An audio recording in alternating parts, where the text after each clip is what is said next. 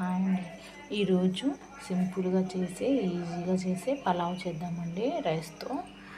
దానికి కావాల్సిన పదార్థాలు ఆనియన్స్, కొత్తిమీర, పచ్చిమిర్చి, టమాటా, కరివేపాకు, కొద్దిగా మసాలా అండి, ధనియాల పౌడర్. సింపుల్గా చేసేయచ్చు, ఈజీగా చేసేయచ్చు.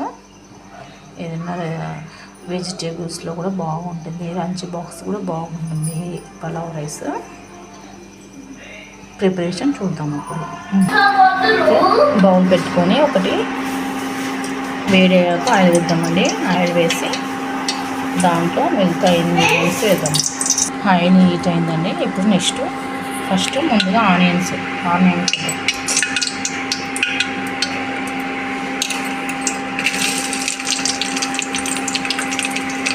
కొద్దిగా హీట్ అయ్యాక ఇప్పుడు పచ్చిమిర్చిలో వేద్దాం. పచ్చిమిర్చి వేద్దాము. కొద్దిగా వేగాక కొద్దిగా ఇప్పుడు సాల్ట్ వేద్దాం.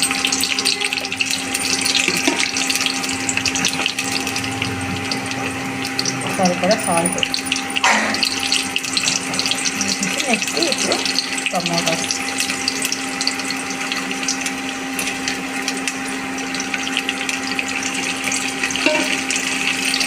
బాగా కలుపుకున్నామండి.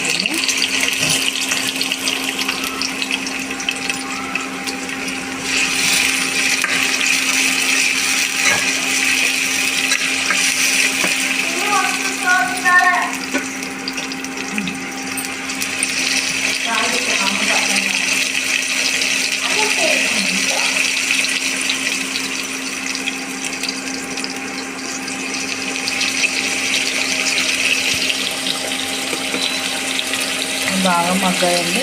నెక్స్ట్ కరివేపాకు వేద్దాము.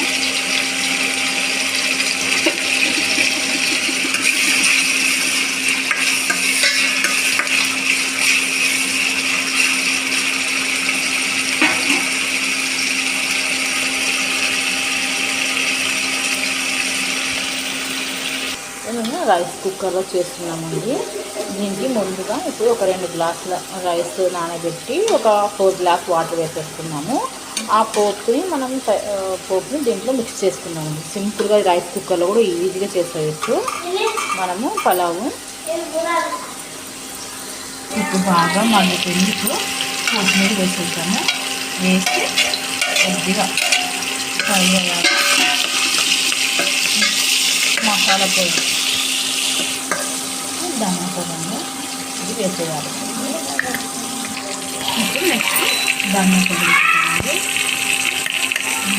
వేసేసి కలుపుకోవాలి. మిశ్రమాన్ని ఇప్పుడు మనము నానబెట్టినటువంటి రైస్లో వేసేసుకుందాం. రైస్ పెట్టినాం కదా, 2 గ్లాసులు రైస్, వాటర్ 4 గ్లాస్ వేసేసుకుంటాం. దాంట్లో ఈ మిశ్రమాన్ని వేసేద్దాం. పోపు మిశ్రమాన్ని వేసేస్తే సింపుల్గా చేస్తే మన పలావ్ రెసిపీ కంప్లీట్ అవుతుంది.